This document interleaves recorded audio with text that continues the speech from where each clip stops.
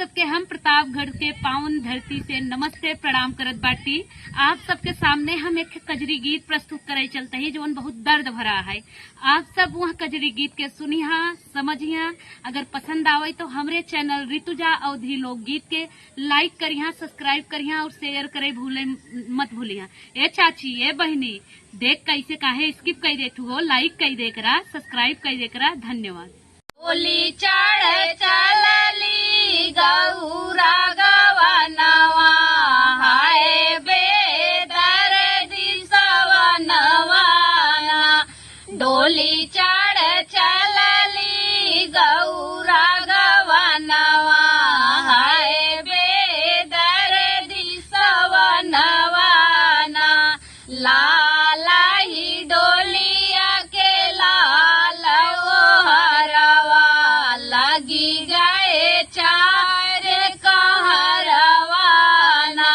लाला ही डोलिया के लाल हरवा, लगी गए चार कहरवाना। बाबा के रोए से भी गए सिर पगिया, माया के रोए चुनरियाना। डोली चढ़ चलली गौरा गवनवा, हाय बेदर्दी सवनवाना।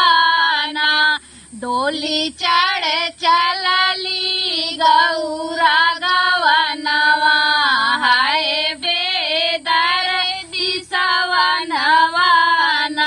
बाबा तारो मोरे आंसुआ छिपाई, मैया रोए गंगाधरवाना।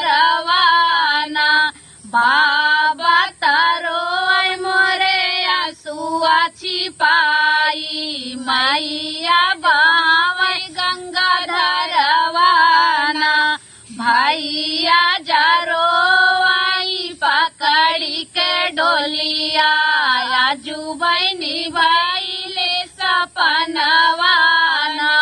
भाभी खुशी होई के नाचैया गनवा, डाली गई घर के गहनवाना।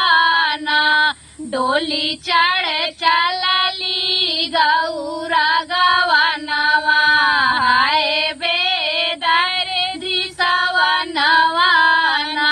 डोली चढ़ चलली गौरा गवनवा, हाय बेदर्दी। बाबा जदी हले अनधन सोनावा, मैया चटक चुनरियाना।